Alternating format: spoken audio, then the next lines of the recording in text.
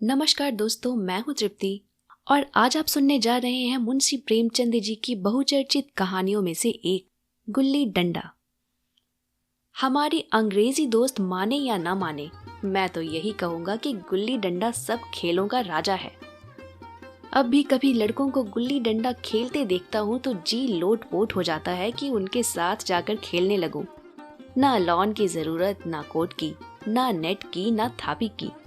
मजे से किसी पेड़ की एक टहनी काट ली, गुल्ली बना ली और 2 आदमी भी आ जाएं तो खेल शुरू हो गया। विलायती खेलों में सबसे बड़ा ऐब है कि उसके सामान महंगे होते हैं। जब तक कम से कम 1 सैकड़ा न खर्च कीजिए, खिलाड़ियों में शुमार ही नहीं हो पाता। यहाँ गुल्ली डंडा है कि बिना हर फिटकरी के चोखा रंग देता है, पर हम अंग्रेजी चीजों के पीछे ऐसे दीवाने हो रहे हैं कि अपनी सभी चीजों से अरुचि हो गई। स्कूलों में हर एक लड़के से 3-4 रुपए सालाना केवल खेलने की फीस ली जाती है। किसी को यह नहीं सूझता कि भारतीय खेल खिलाएं जो बिना दाम कौड़ी के खेले जाते हैं। अंग्रेजी खेल उनके लिए हैं जिनके पास धन है। गरीब लड़कों के सिर क्यों या व्यसन बढ़ते हो? ठीक है, गुल्ली से आंख फूट जाने का भय रहता है, तो क्या क्रिकेट से सिर फूट जाने, तिल्ली फट जाने, टांग टूट जाने का भय नहीं रहता? अगर हमारे माथे में गुल्ली का दाग आज तक बना हुआ है, तो हमारे कई दोस्त ऐसे भी हैं जो थापी को बैसाखी से बदल बैठे। यह अपनी अपनी रुचि है।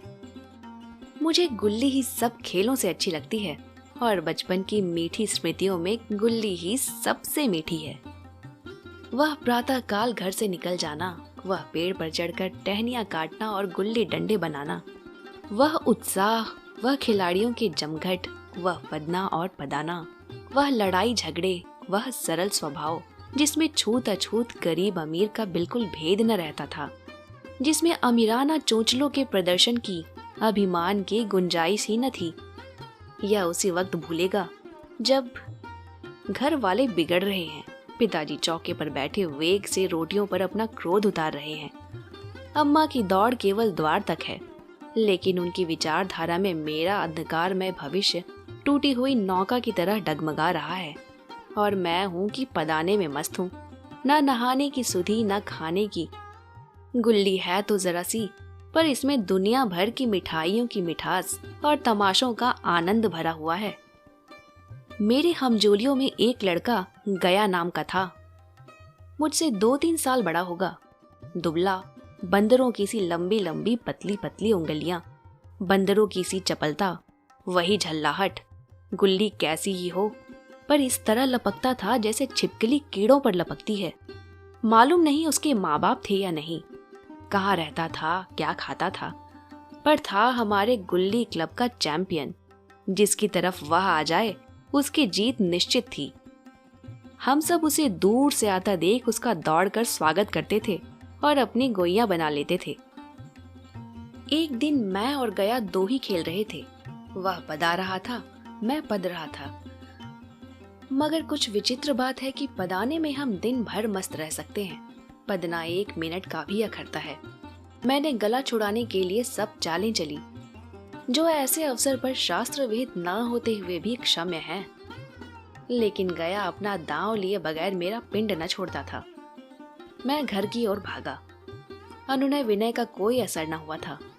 गया ने मुझे दौड़कर पकड़ लिया और डंडा तान कर बोला, मेरा दाव देकर जाओ। पदाया तो बड़े बहादुर बनके, पदने की बेर क्यों भागते हो? तुम दिन भर पदाओ तो मैं दिन भर पदता रहूं? हाँ, तुम्हें दिन भर पदना पड़ेगा। न खाने जाऊं न पीने जाऊं? हाँ, मेरा दाव दिए बिना कहीं नहीं जा सकते। मैं तुम्हारा गुलाम हूँ? हाँ, मेरे गुलाम हो। मैं घर जाता हूँ, देखो मेरा क्या कर लेते हो।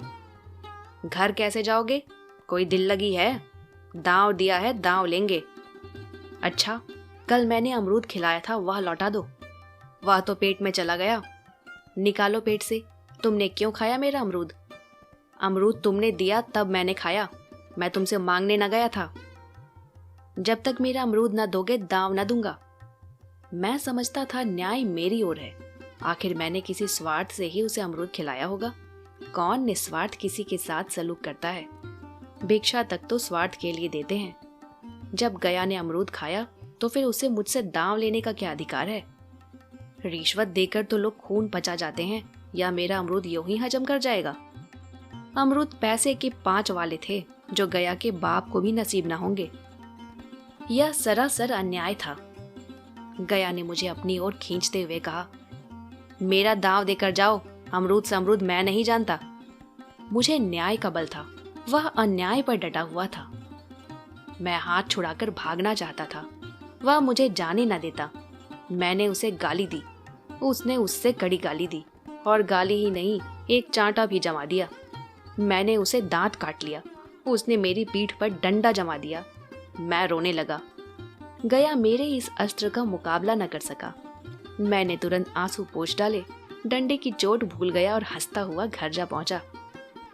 मैं थानेदार का लड़का एक नीच जात के लौंडे के हाथों पिट गया। यह मुझे उस समय भी अपमानजनक मालूम हुआ, लेकिन घर में किसी से शिकायत न की। उन्हीं दिनों पिताजी का वहां से तबादला हो गया।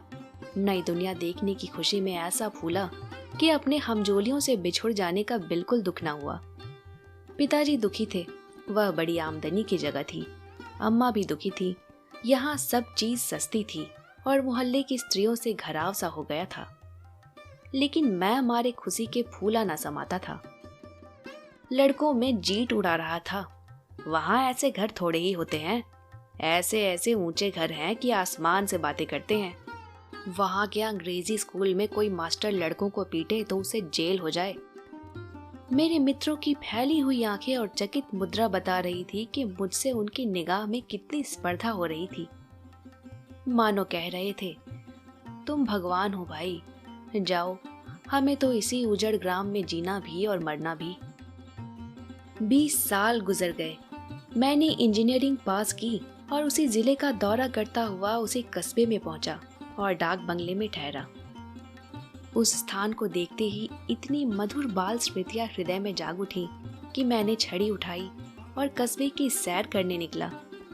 आंखें किसी प्यासे पथिक की भांति बचपन के उन क्रीड़ा स्थलों को देखने के लिए व्याकुल हो रही थी, पर उस परिचित नाम के सिवा वहां और कुछ परिचित न था।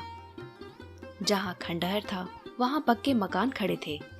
जहां बरगद का पुराना पेड़ था वहां अब एक सुंदर बगीचा था। स्थान की काया पलट हो गई थी। अगर उसके नाम और स्थिति का ज्ञान न होता तो मैं उसे पहचान भी न सकता। बचपन की संचित और अमर स्मृतियां बाहें खोले उन पुराने मित्रों से गले मिलने को अधीर हो रही थी। मगर वह दुनिया बदल गई थी। ऐसा जी होता था कि धरती से लिपट कर रोऊं और कहूं, तुम मुझे भूल गई, मैं तो अभी तुम्हारा वही रूप देखना चाहता हूँ। सहसा एक खुली जगह पर मैंने 2-3 लड़कों को गुल्ली डंडा खेलते देखा। एक क्षण के लिए मैं अपने को बिल्कुल भूल गया कि मैं एक ऊंचा अफसर हूँ। साहबी ठाठ में, रौब और अधिकार के आवरण में जाकर एक लड़के से पूछा, क्यों बेटे, यहाँ कोई गया नाम का आदमी रहता है? एक लड़के ने गुल्ली डंडा समेटकर सहमे स्वर में कहा, कौन गया? गया चमार। मैंने यूं ही कहा, हाँ हाँ वही, गया नाम का कोई आदमी है तो शायद वही हो। हाँ है तो, जरा उसे बुला सकते हो? लड़का दौड़ता हुआ गया और एक क्षण में 5 हाथ के काले देव को साथ लिए आता दिखाई दिया। मैं दूर से ही पहचान गया। उसकी ओर लपकना चाहता था कि गले से लिपट जाऊं, पर कुछ सोचकर रह गया। बोला, कहो गया, मुझे पहचानते हो? गया ने झुककर सलाम किया। हाँ मालिक, भला पहचानूंगा क्यों नहीं, आप मजे में हो? बहुत मजे में, तुम अपनी कहो। डिप्टी साहब का साइस हूँ। मतई, मोहन, दुर्गा सब कहाँ है, कुछ खबर है? मतई तो मर गया, दुर्गा और मोहन दोनों डाकिया हो गए हैं। आप? मैं तो जिले का इंजीनियर हूँ। सरकार तो पहले ही बड़े ज़हीन थे। अब कभी गुल्ली डंडा खेलते हो? गया ने मेरी ओर प्रश्न भरी आंखों से देखा। अब गुल्ली डंडा क्या खेलूंगा सरकार, अब तो धंधे से छुट्टी ही नहीं मिलती। आओ आज हम तुम खेलें, तुम पदाना हम पदेंगे, तुम्हारा एक दाव हमारे ऊपर है, आज ले लो। गया बड़ी मुश्किल से राजी हुआ। वह ठहरा टके का मजदूर, मैं एक बड़ा अफसर। हमारा और उसका क्या जोड़? बेचारा झेप रहा था, लेकिन मुझे भी कुछ कम झेप न थी। इसलिए नहीं कि मैं गया के साथ खेलने जा रहा था, बल्कि इसलिए कि लोग इस खेल को अजूबा समझकर इसका तमाशा बना लेंगे और अच्छी खासी भीड़ लग जाएगी। उस भीड़ में वह आनंद कहाँ रहेगा। पर खेले बगैर तो रहा नहीं जाता। आखिर निश्चय हुआ कि दोनों जने बस्ती से बहुत दूर खेलेंगे और बचपन की उस मिठाई को खूब रस ले लेकर खाएंगे। मैं गया को लेकर डाक बंगले पर आया और मोटर में बैठकर हम दोनों मैदान की ओर चले। साथ में एक कुल्हाड़ी ले ली। मैं गंभीर भाव धारण किए हुए था, लेकिन गया इसे अभी तक मजाक ही समझ रहा था। फिर भी उसके मुख पर उत्सुकता या आनंद का कोई चिन्ह न था। शायद वह हम दोनों में जो अंतर हो गया था उसी को सोचने में मगन था। मैंने पूछा, तुम्हें कभी हमारी याद आती थी गया? सच कहना। झेपता हुआ बोला, मैं आपको याद करता हजूर, किस लायक हूँ। भाग में आपके साथ कुछ दिन खेलना वदा था, नहीं मेरी क्या गिनती। मैंने कुछ उदास होकर कहा, लेकिन मुझे तो बराबर तुम्हारी याद आती थी। तुम्हारा वह डंडा जो तुमने तान कर जमाया था, याद है ना?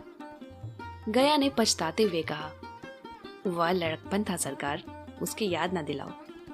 वाह, वह मेरे बाल जीवन की सबसे रसीली याद है। तुम्हारे उस डंडे में जो रस था, अब तो वह न आदर सम्मान में पाता हूँ न धन में। इतनी देर में हम बस्ती से कोई 3 मील निकल आए। चारों तरफ सन्नाटा है। पश्चिम की ओर कोसों तक भीमताल फैला हुआ है। यहाँ आकर हम किसी समय कमल पुष्प तोड़ ले जाते थे और उसके झूमक बनाकर कानों में डाल लेते थे। जेठ की संध्या केसर में डूबी चली आ रही थी। मैं लपक कर एक पेड़ पर चढ़ गया और एक टहनी काट लाया। चटपट गुल्ली डंडा बन गया। खेल शुरू हो गया। मैंने गुच्ची में गुल्ली रखकर उछाली। गुल्ली गया के सामने से निकल गई। उसने हाथ लपकाया जैसे मछली पकड़ रहा हो। गुल्ली उसके पीछे जाकर गिरी। यह वही गया है जिसके हाथों में गुल्ली जैसे आप ही आकर बैठ जाती थी। वह दाहिने बाएं कहीं हो, गुल्ली उसकी हथेली में ही पहुंचती थी, जैसे गुल्लियों पर वशीकरण डाल देता हो। नई गुल्ली, पुरानी गुल्ली, छोटी गुल्ली, बड़ी गुल्ली, नोकदार गुल्ली, सपाट गुल्ली, सभी उसे मिल जाती थी, जैसे उसके हाथों में कोई चुंबक हो, गुल्लियों को खींच लेता हो।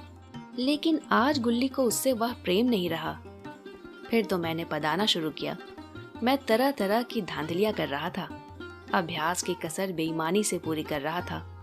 कुछ जाने पर भी डंडा खेले जाता था। हालांकि शास्त्र के अनुसार गया की बारी आनी चाहिए थी। गुल्ली पर ओछी चोट पड़ती और वह जरा दूर पर गिर पड़ती तो मैं झटपट उसे खुद उठा लेता और दोबारा टाड़ लगाता।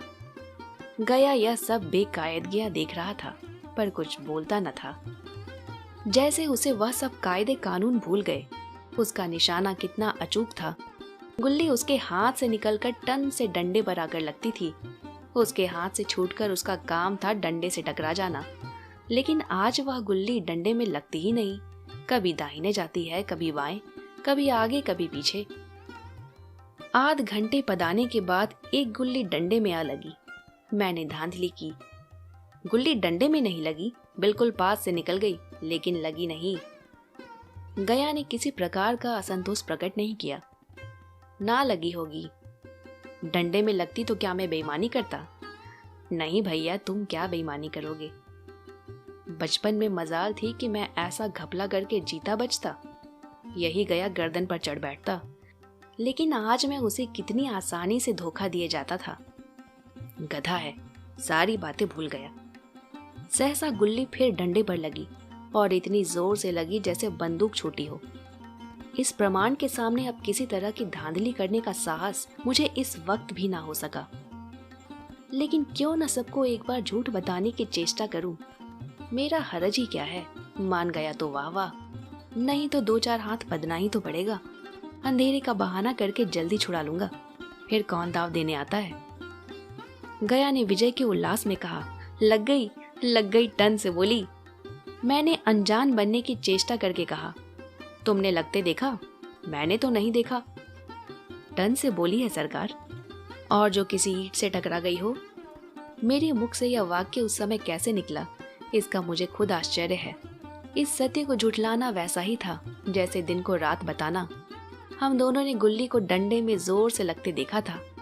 लेकिन गया ने मेरा कथन स्वीकार कर लिया। हाँ, किसी ईंट में लग गई होगी, डंडे में लगती तो इतनी आवाज ना आती। मैंने फिर पदाना शुरू कर दिया, लेकिन इतनी प्रत्यक्ष धांधली कर लेने के बाद गया की सरलता पर मुझे दया आने लगी। इसलिए अब तीसरी बार गुल्ली डंडे में लगी तो मैंने बड़ी उदारता से दांव देना तय कर लिया। गया ने कहा, अब तो अंधेरा हो गया भैया, कल पर रखो। मैंने सोचा कल बहुत सा समय होगा, यह न जाने कितनी देर पदाए, इसलिए इसी वक्त मामला साफ कर लेना अच्छा होगा। नहीं नहीं, अभी बहुत उजाला है, तुम अपना दांव ले लो, गुल्ली सूझेगी नहीं। कुछ परवाह नहीं। गया ने पदाना शुरू किया, पर उसे अब बिल्कुल अभ्यास न था। उसने 2 बार टार लगाने का इरादा किया, पर दोनों ही बार हुच गया। 1 मिनट से कम में वह दांव खो बैठा। मैंने अपने हृदय की विशालता का परिचय दिया। एक दांव और खेल लो, तुम तो पहले ही हाथ में हुच गए। नहीं भैया, अब अंधेरा हो गया, तुम्हारा अभ्यास छूट गया, कभी खेलते नहीं। खेलने का समय कहाँ मिलता है भैया। हम दोनों मोटर पर जा बैठे और चिराग जलते जलते पड़ाव पर पहुंच गए। गया चलते चलते बोला, कल यहाँ गुल्ली डंडा होगा, सभी पुराने खिलाड़ी खेलेंगे, तुम भी आओगे? जब तुम्हें फुर्सत हो तभी खिलाड़ियों को बुलाऊं। मैंने शाम का समय दिया और दूसरे दिन मैच देखने गया। कोई 10-10 आदमियों की मंडली थी। कई मेरे लड़कपन के साथी निकले। अधिकांश युवक थे जिन्हें मैं पहचान न सका। खेल शुरू हुआ। मैं मोटर पर बैठा बैठा तमाशा देखने लगा। आज गया का खेल, उसका नैपुण्य देखकर मैं चकित हो गया। टार लगाता तो गुल्ली आसमान से बातें करती। कल की सी वह झिझक, वह हिचकिचाहट, वह बेदिली आज न थी। लड़कपन में जो बात थी, आज उसने प्रौढ़ता प्राप्त कर ली थी। कहीं कल इसने मुझे इस तरह पदाया होता तो मैं जरूर रोने लगता। उसके डंडे की चोट खाकर गुल्ली 200 गज की खबर लाती थी। पदने वालों में एक युवक ने कुछ धांधली की। उसने अपने विचार में गुल्ली लपक ली थी। गया का कहना था गुल्ली जमीन से आकर उछली थी। इस पर दोनों में ताल ठोकने की नौबत आई है। युवक दब गया। गया का तमतमाया हुआ चेहरा देखकर डर गया। अगर वह दब ना जाता तो जरूर मारपीट हो जाती। मैं खेल में न था, पर दूसरों के इस खेल में मुझे वही लड़कपन का आनंद आ रहा था जब हम सब कुछ भूलकर खेल में मस्त हो जाते थे। अब मुझे मालूम हुआ कि कल गया ने मेरे साथ खेला नहीं, केवल खेलने का बहाना किया। उसने मुझे दया का पात्र समझा। मैंने धांधली की, बेईमानी की, पर उसे जरा भी क्रोध न आया, इसलिए कि वह खेल न रहा था, मुझे खिला रहा था, मेरा मन रख रहा था। वह मुझे पदाकर मेरा कचूमर नहीं निकालना चाहता था। मैं अब अफसर हूँ। यह अफसरी मेरे और उसके बीच में दीवार बन गई है। मैं अब उसका लिहाज पा सकता हूँ, अदब पा सकता हूँ, साहचर्य नहीं पा सकता। लड़कपन था तब मैं उसका समकक्ष था। अब पद पाकर अब मैं केवल उसकी दया योग्य हूँ। वह मुझे अपना जोड़ नहीं समझता। वह बड़ा हो गया है, मैं छोटा हो गया हूँ। समाप्त। दोस्तों, अगर आपको ये कहानी पसंद आई तो इसे लाइक और शेयर करना न भूलें। आपको ये कहानी कैसी लगी मुझे कमेंट बॉक्स में बताइए। और अगर अब तक आपने इस चैनल को सब्सक्राइब नहीं किया तो इसे प्लीज सब्सक्राइब कीजिए। मिलते हैं अगले वीडियो में एक और अनमोल कहानी के साथ।